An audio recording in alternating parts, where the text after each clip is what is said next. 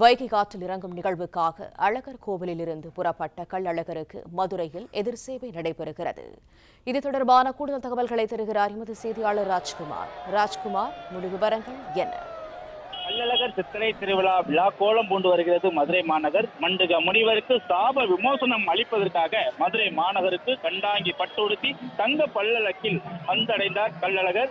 3 மாவடி புதூர் பகுதியில வந்தடைந்த இந்த கள்ளழகருக்கு திரளான பக்த மக்கள் கோவிந்தா கோவிந்தா என கோஷங்கள் முழங்க சட்ட தீபம் ஏந்தியபடியும் தண்ணீர் பீச்சடித்தபடியுமாக எதிர்த்தேவை எனும் வரவேற்பு அளிக்கக்கூடிய அந்த நிகழ்ச்சியானது தற்போது நடைபெற்று வருகிறது. திருமால் இருஞ்சோலை தென் திருப்பதி என புகழ்ந்து அழைக்கப்படக்கூடிய 108 வைணவ தலங்களில் ஒன்றானதுமான மதுரை மாவட்டம் அழகர் கோவில் மலையடிவாரத்தில் உள்ள கள்ளழகர் திருக்கோவில்ல சித்திரை திருவிழா 27ஆம் தேதி தொடங்கியது. இந்த நிலையில நேற்று மாலை சுந்தராட்சி பெருமாள் கள்ளழகர் வேடம் பூண்டு மண்டுக முனிவருக்கு சாப விமோசனம் அளிப்பதற்காக தங்க பல்லக்கில் அழகர் மலையில் இருந்து நேற்று மாலை மதுரை நோக்கி புறப்படாகினார். அங்கிருந்து அப்பன் திருப்பதி கல்லந்திரி கண்ணனிந்தல் வழியாக வந்த கள்ளழகர் தற்போது மதுரை மாநகர் பகுதியான 3 மாவடி புதூர் பகுதிக்கு கண்டாங்கி பட்டுடுத்தி தங்க பல்லக்கில் எழுந்தருளினார்.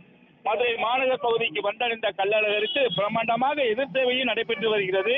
எதிர் சேவையின் போது பக்தர்கள் கற்பசாமி வேடமிட்டு ஆடல் பாடல்களுக்கு ஆடி பாடி வரவேற்று வருகிறார்கள். பெண்கள் கையில சர்க்கரை தீபம் ஏந்தியபடி கள்ளழகரை வரவேற்று சாமி தரிசனமும் செய்து வருகிறார்கள். கள்ளழகர் முன்பாக பல்வேறு இசைவாத்தியங்களும் முழங்கவும் கைகளில் தீபத்தூண்கள் ஏந்தியபடியாக கற்பசாமி வேடமிட்டு பக்தர்களும் அனுமான் வேடமிட்ட பக்தர்களும் என ஏராளமானோர் கள்ளழகருக்கு எதிர் சேவையின் போது அந்த எதிர் சேவையை கொடுத்து வருகிறார்கள். மாநகர் பகுதிக்குள் நுழைந்த கள்ளழகரை